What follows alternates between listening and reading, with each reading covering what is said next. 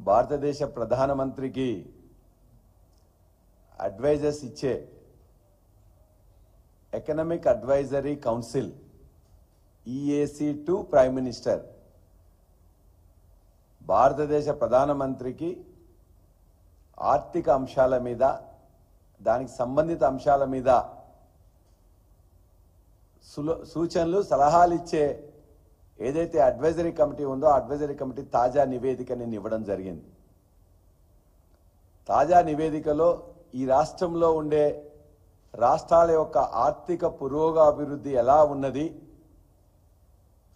ఏ రాష్ట్రము ఏ విధంగా తలసరి ఆదాయంలో, జిఎస్డిపిలో, జీడిపిలో తమ రాష్ట్ర వాటాల్లో వృద్ధి రేటు ఎలా ఉందని చెప్పేసి ఒక వివరాలను మొత్తం కూడా ఇస్తుంది. చాలా సంతోషం కలిగించింది.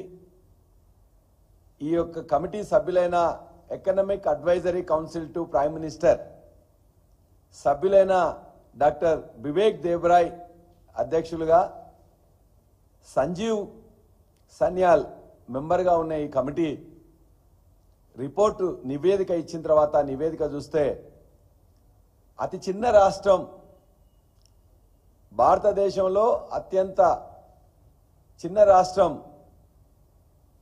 ఇవాళ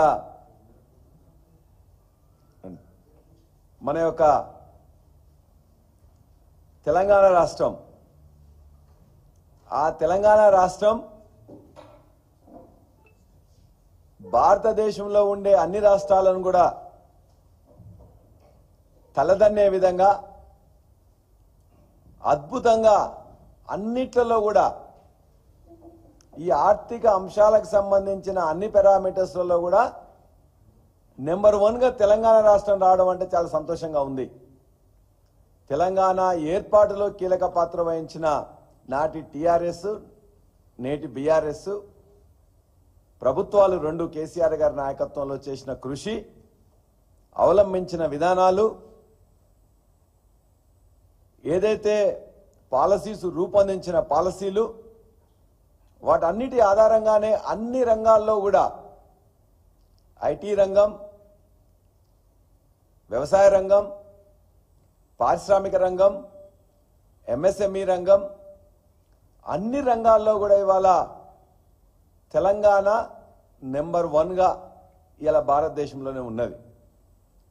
ఇక్కడున్న ఈ 9 నెలల నుంచి వెళ్ళి పాలిస్తున్న కాంగ్రెస్ నాయకులు, ముఖ్యమంత్రి, ఆర్థిక మంత్రి, మిగతా వాళ్ళందరూ కూడా రోజు ఏడుపు కొట్టు మాటలే, ఏడుస్తూనే ఉంటారు. కేసీఆర్ గారి దగ్గర ఏదో అభివృద్ధి జరగలే, మేం మాత్రమే అభివృద్ధి చేస్తాం, రోజు అప్పుల్లో ఉన్నది, దివాలా తీసింది అనే చెప్పే ఏడుపు కొట్టు మాటలతో ఈ యొక్క తెలంగాణ రాష్ట్రాన్ని ఎక్కడికో తీసుకుపోదామని చెప్పేసి బ్రహ్మాండంగా నెంబర్ 1గా ఉన్న దాన్ని పాతాళానికి తీసుకుపోయే విధంగా వీళ్ళ యొక్క మాటలు, చేతలు. 10 నెలలైనా కూడా ఒక్క ఆలోచన విధానం కూడా ముందుకు రాలే, ఒక్క పాలసీ కూడా రూపొందించవల్లే, ఒక పెట్టుబడి కూడా రాలే.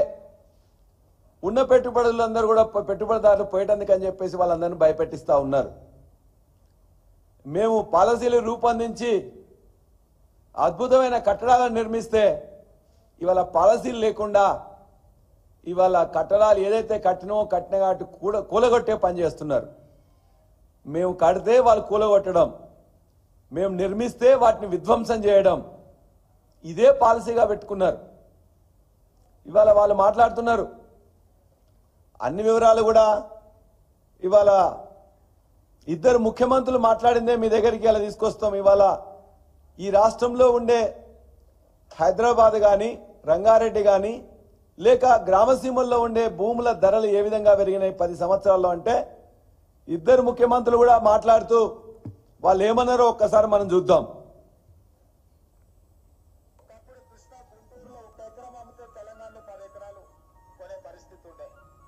తెలంగాణలో 1 ఎకరం అమ్మితే కృష్ణా గుంటూరులో 100 ఎకరాలు కొనుక్కునే పరిస్థితి వచ్చింది.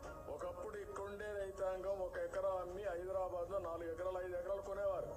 ఇప్పుడు హైదరాబాద్ లో 1 ఎకరా అమ్మితే ఇక్కడ 100 ఎకరాలు కొనే పరిస్థితికి వచ్చారు. ఎవరు కారణం దీనికి? మీరు చూశారు, ఇద్దరు కూడా ఈ రాష్ట్ర ముఖ్యమంత్రి ఆ రాష్ట్ర ముఖ్యమంత్రి ఒకటే మాట మాట్లాడుతున్నారు. తెలంగాణలో, హైదరాబాద్లో లేకపోతే తెలంగాణలో 1 ఎకరం అమ్మితే ఇవాళ విజయవాడలో కానీ ఆంధ్రాలో కానీ 100 ఎకరాలు కొనే విధంగా ఉన్నది అనే మాట ఇద్దరు కూడా మాట్లాడుతున్నారంటే ఆ యొక్క ఎదుగుదలకు ఎవరు కారణం? కేసీఆర్ గారి ప్రభుత్వం కాదా అని చెప్పి మేము అడుగుతున్నాం. నిన్న ఇచ్చిన దానిలో కూడా క్లియర్గా ఇలా అన్ని పేపర్లలో కూడా వచ్చింది. ఇలా నమస్తే తెలంగాణలో, ఈనాడులో, ఇతర అన్ని పేపర్లలో కూడా వాళ్ళు మొత్తం కూడా వాళ్ళు చూపించారు ఏ విధంగా ఇవాళ విభజన తర్వాత తెలంగాణ ఏ విధంగా పురోభివృద్ధి చెందింది, అభివృద్ధి చెందింది, ఏ విధంగా రాకెట్ వేగంతో దూసుకెళ్లిందని చెప్పారు. ఇవన్నీ కూడా తెలిసి కూడా కుంభకర్ణుల్లా నిద్రపోతూ పాలసీలు నిర్మించకుండా, పాలసీలు రూపొందించకుండా మాట్లాడుతున్నారు.